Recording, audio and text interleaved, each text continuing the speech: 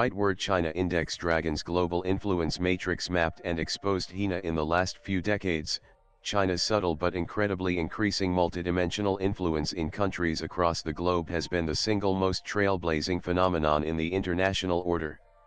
From investments in infrastructure in economically and developmentally lacking countries to installment of its media and digital surveillance architecture overseas, this ambitious attempt of building global hegemony with Chinese characteristics has garnered all kinds of debates and definitions. However, as talked about as this development is, sometimes with fascination, sometimes with paranoia, systematic, evidence-based tools to map and quantify it remain wanting.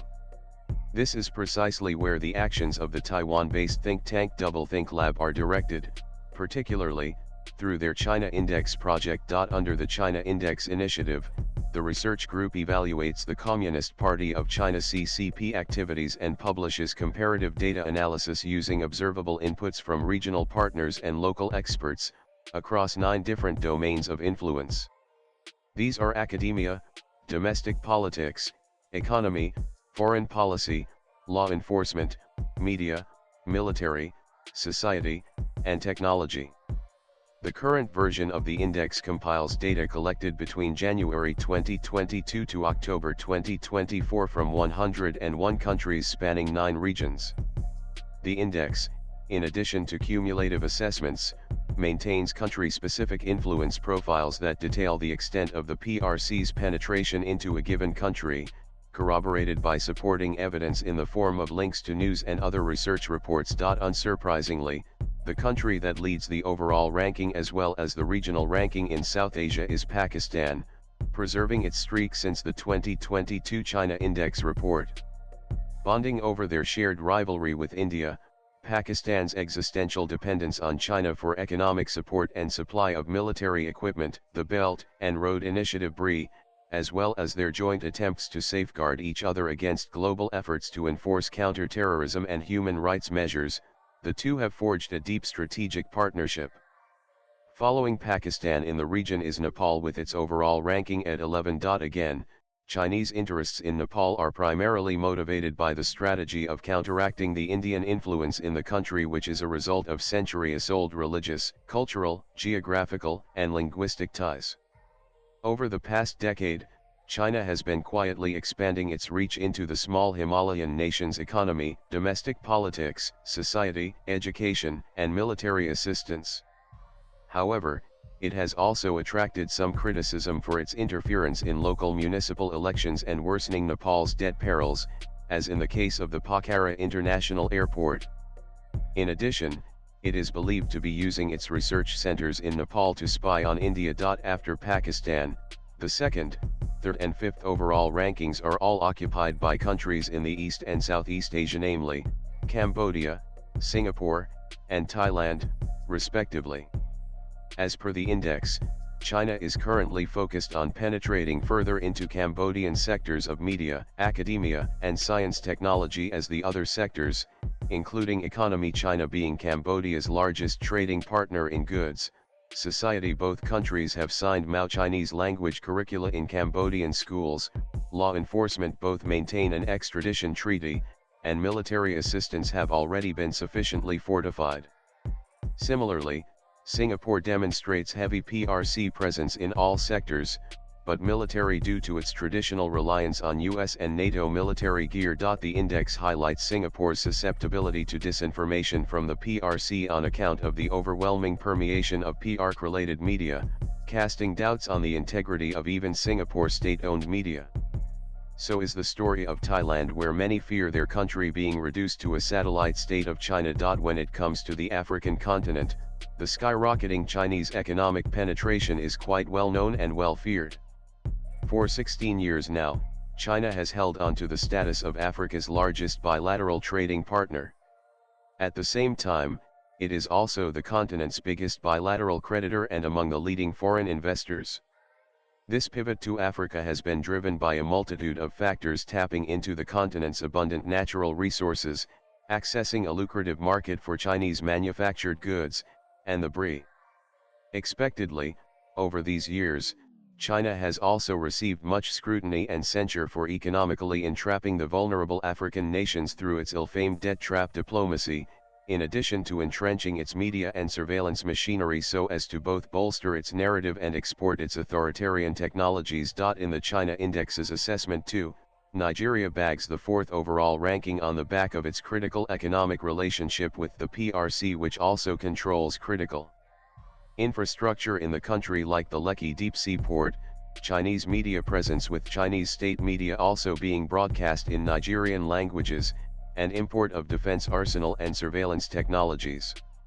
Interestingly, China also owns up to 86% of Nigerian bilateral debt. As mentioned above, this is a prevalent pattern in China's engagement with Africa. For instance, Uganda, which ranks 25 in the index, owes 75% of its bilateral sovereign debt to the PRC, and the corresponding number for Kenya, at rank 14, is 73%. Even the countries that are not economically beholden to China through massive debt appear to open themselves to its influence due to elite interests, like in the case of Zimbabwe, rank 6, or geopolitical considerations like South Africa, rank 10. In the North African region too, China demonstrates profound ties with countries like Algeria, rank 9, spanning sectors like military, manufacturing, knowledge economy, and agriculture, and Egypt, rank 19, specifically in the domains of military cooperation and cultural and educational exchanges. In recent years, particularly under Mohammed bin Salman, China has made great strides in its engagement with Saudi Arabia, ranked at the 28th spot in the index. This relationship entails economic cooperation, academic and cultural association, for instance, the Saudis imparting the Chinese language in schools, and technological exchange, such as Huawei's entrenchment in the Saudi market for 5G or the ongoing proposals for smart city cooperation and AI. As is seen with countries that become too friendly with China, Saudi Arabia also supports Chinese positions on Xinjiang and Taiwan. Furthermore, as far across as Latin America too, China has managed to establish deep dependencies. Notably, in the case of countries leading the region as per the index, such as Chile rank 8, Argentina rank 15, Venezuela rank 17, and so on, China does not just lead with its economic heft but also proactively targets the domains of media and academia, domestic politics, and foreign policy. While studying Chinese growing global dealings, analysts contend that authoritarian or semi-democratic regimes are easier to give way to the PRC's machinations. While it is true that robust democratic institutions act as a bulwark against attempts at stifling free thought and expression, well-established democratic countries are not completely immune to this Chinese adventurism. For instance, Canada, at rank 19, displayed an incredible Chinese permeation in media and academia, with 22 Canadian media outlets belonging to the World Chinese Media Network, with a significant expansion in other critical sectors like domestic politics, military, and law enforcement. Similarly, Germany, ranked 22, has shown vulnerability to the PRC's tactful advances, specifically in economy and to some degree in media and society. In fact, even the superpower of the world, the United States, stood at rank 38 as its domains of academia, economy, technology, and law enforcement suffer from surreptitiously surging Chinese influence, as exhibited by the index. There is a term for this strategy in international relations. It is called sharp power. In contrast to hard power, which entails military and/or economic coercion, and soft power, which refers to gaining influence through attraction or persuasion, sharp power is deployed by typically authoritarian states to build international influence by manipulating political systems, compromising democratic integrity, and promoting an interest-based culture of censorship. While it is true that even democratic countries are not inert to this advancing storm, they have shown remarkable resilience to the PRC's deceitful ways. Swipe left for next video. The China Index, in the current global context, has emerged as a tool of paramount importance and urgency. In this age of increasing export of China's data-driven authoritarianism, political interference, debt perils, and assault on the liberal normative order, a database documentation of its methods is not only revelatory but a forewarning. The world must act, and it must act now. The writer is an author and a columnist. His X handle is Arunanandlive. Views expressed in the above piece are personal and solely those of the author.